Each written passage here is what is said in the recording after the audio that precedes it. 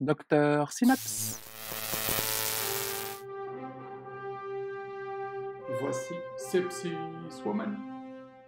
Atteinte de la vessie, cystite, du rein, pyélonéphrite. Aujourd'hui, nous allons discuter des infections urinaires. Marilyn est une femme de 23 ans. Elle se présente pour pollacurie, dysurie et une vidange incomplète, avec l'absence de perte vaginale. Comme antécédent, pas d'immunodépression, pas de diabète et pas de pathologie rénale notable.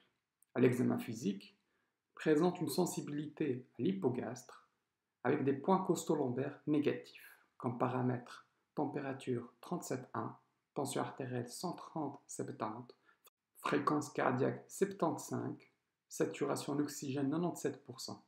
Au niveau des tigettes urinaires, nous avons des leucocytes estérases et des nitrites positifs. L'examen cytobactériologique des urines révèle des globules blancs supérieurs à 10 par microlitre, des globules rouges à 70 et des bactéries à 1000. Qu'allez-vous poser comme questions en plus, qui sont super importantes? Je vous laisse quelques secondes. Recherchez des signes systémiques d'infection. Si elle présente des frissons, température ou prise récente de paracétamol, la présence d'une douleur au flanc, des nausées, des vomissements, est-ce qu'elle est très fatiguée et si elle est enceinte. Si vous avez un doute, recherchez l'ACG urinaire. Ce n'est pas le cas ici, on est donc face à une cystite simple, traitée par furadentine 100 mg 3 fois par jour pendant 5 jours. Par la suite, la culture révèle un Escherichia coli qui est gentil, c'est-à-dire bien sensible. Ok, on va commencer d'abord par la pathophysiologie. Quels sont d'abord les facteurs de risque? Anatomiquement, la femme est prédisposée à développer des infections urinaires. Pourquoi? À cause d'une courte distance entre le rectum et l'urètre, mais aussi entre le méa urinaire et la vessie. Des rapports sexuels récents, la présence d'une sonde urinaire, ainsi que de comorbidités. Quelles sont ces méchantes bactéries qui vont entraîner une infection urinaire? Donc, premier classement, l'Escherichia coli, l'entérobactère, le pseudomonase, ainsi que le staphylocoque, MSSA ou MRSA, surtout dans les maisons de repos ou une infection développée à l'hôpital. Comment va se développer une infection urinaire? Tout d'abord, ces méchants vont contaminer la vessie, et cela en passant par l'urètre. La vessie va être ensuite colonisée par toutes ces bactéries. Troisième étape, inflammation de la vessie et multiplication de ces bactéries. À cette étape, on est face à une cystite simple. Si les méchants empruntent l'ascenseur, c'est-à-dire l'urtère, pour arriver au dernier étage, c'est-à-dire le rein, on sera face à une pyélonéphrite.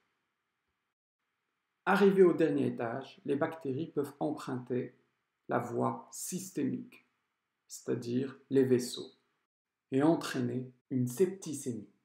Pour plus de détails sur les sepsis, revenez à mon ancienne vidéo. Tu pourrais me demander comment je vais faire pour différencier une cystite simple d'une infection généralisée. C'est ce que je vais essayer de détailler maintenant. Simple versus compliqué. Quelle est la présentation clinique d'une cystite simple chez la femme? Dysurie, c'est-à-dire douleur lorsqu'elle fait pipi. Polyacurie, c'est-à-dire qu'elle urine beaucoup.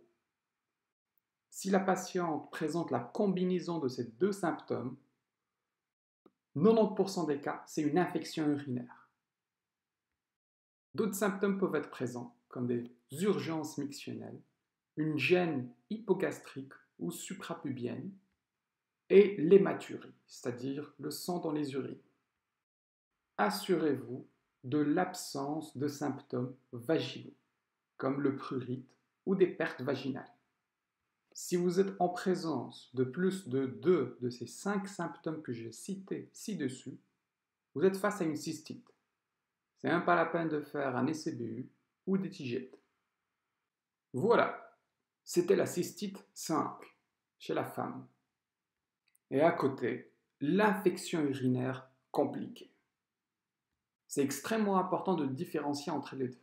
La prise en charge est complètement différente. Quand est-ce qu'il faut penser à l'infection urinaire compliquée?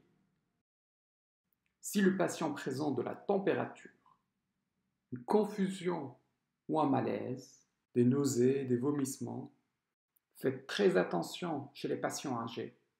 Je me rappelle une fois d'une patiente de 80 ans qui s'était présentée sur ses pieds aux urgences pour douleur lombaire droite. Elle a été traitée comme lombalgie avec des antidouleurs. Le lendemain, elle est ramenée par le SMUR en choc septique. En vérité, la veille, elle avait une pyélonéphrite compliquée d'une colique néphritique. Chez les patients âgés, la présentation peut être très frustrante. N'hésitez pas à les garder si vous avez un doute. Le patient peut trembler avec des frissons.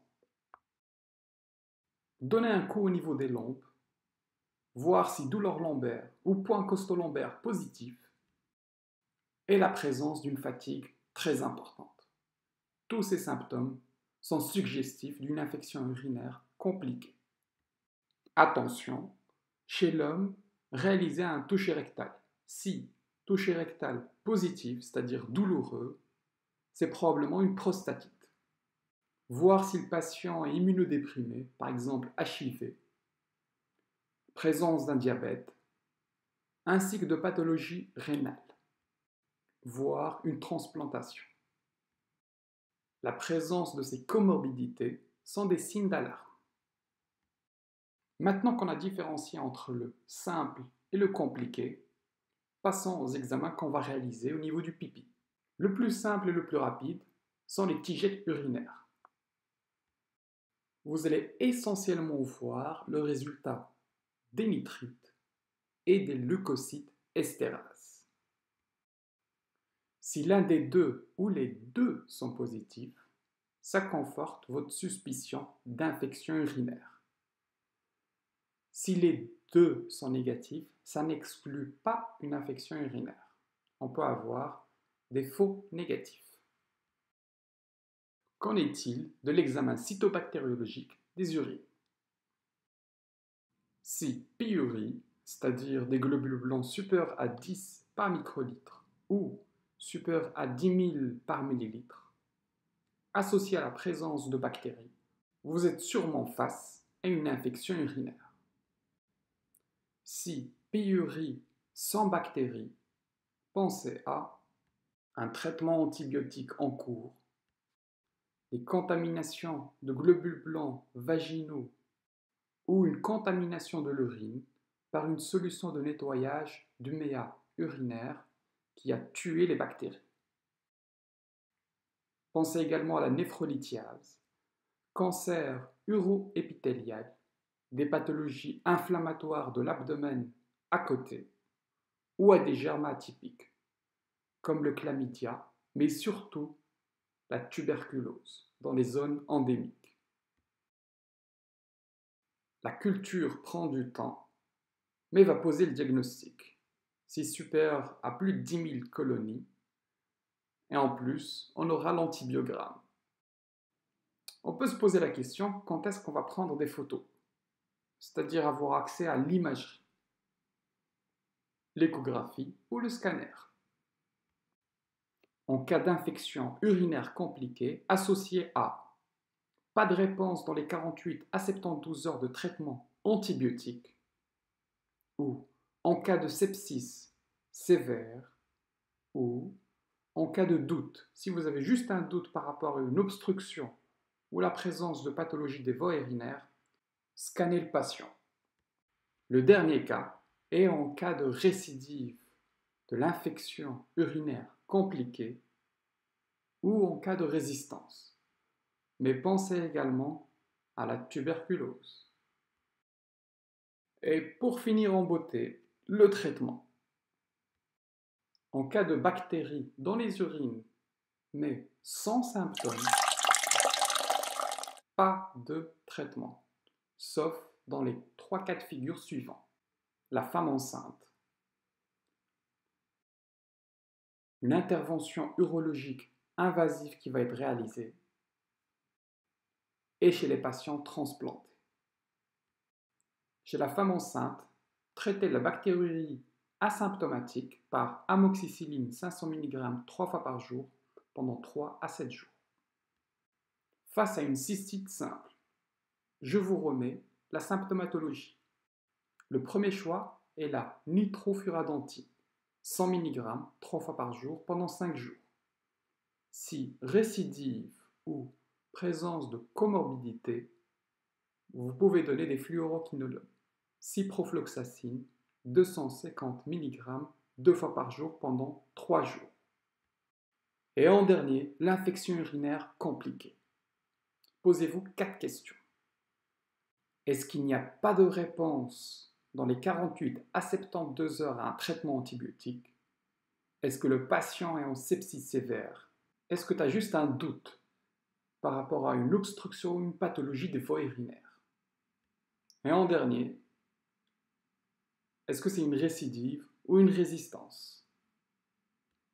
Si la réponse à toutes ces questions est non, investiguez si antécédents de bactéries super résistantes, l'usage récent d'antibiotiques comme les fluoroquinonols, cotrimoxazole ou bêta-lactame, un voyage récent les 3 derniers mois en Inde, en Israël, en Espagne ou au Mexique,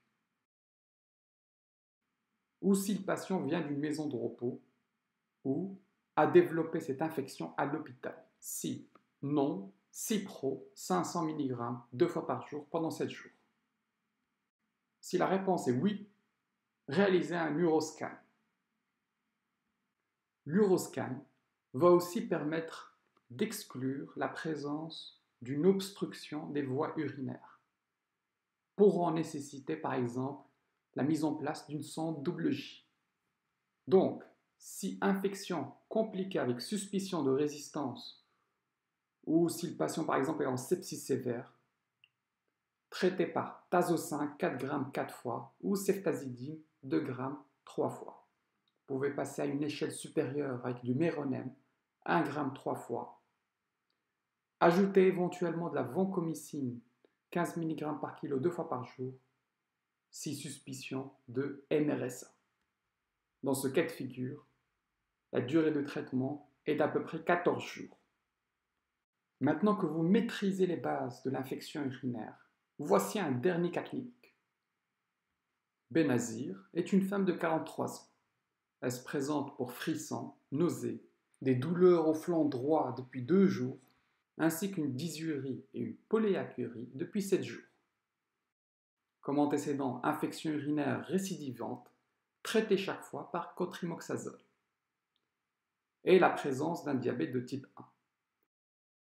À l'examen physique, on a un poids costo-lombaire droit positif, comme paramètre température 39 degrés Celsius, tension artérielle 160 mm de mercure, fréquence cardiaque 100 battements par minute, saturation en oxygène 95%. À l'ECBU, des globules blancs très élevés, supérieurs à 10 par microlitre, une hématurie et la présence de bactéries. La culture est en cours. Que vas-tu faire? Je te laisse réfléchir. Fais une pause. Ici, la patiente a été hydratée avec du NaCl 0,9 2 litres en 24 heures et antibiotiques augmentin 2 grammes 3 fois par jour en IV. Après 3 jours d'antibiotiques, la patiente présente toujours une température à 38,7 degrés Celsius, un ému avec beaucoup de globules blancs et des bactéries. À quoi pensez-vous? Là maintenant, réalise une pause et réfléchis. On peut avoir une obstruction des voies urinaires, la présence d'un abcès qui n'est pas accessible par les antibiotiques, la présence d'un germe résistant ou une autre infection qui est autre part. Que vas-tu faire? Réalise un scanner abdominal avec injection de produits de contraste. Fais juste attention à la fonction rénale. Et voici la réponse. C'était un abcès. Il faut drainer et donner des antibiotiques. La culture révèle finalement un E. coli sensible. Et voilà, on arrive à la fin de cette vidéo. J'espère que c'était instructif et je vous donne rendez-vous à un prochain épisode de Sepsis Woman. Merci d'avoir suivi cette vidéo. N'hésitez surtout pas à me communiquer vos questions, vos éventuelles remarques et de me proposer les sujets qui vous intéressent.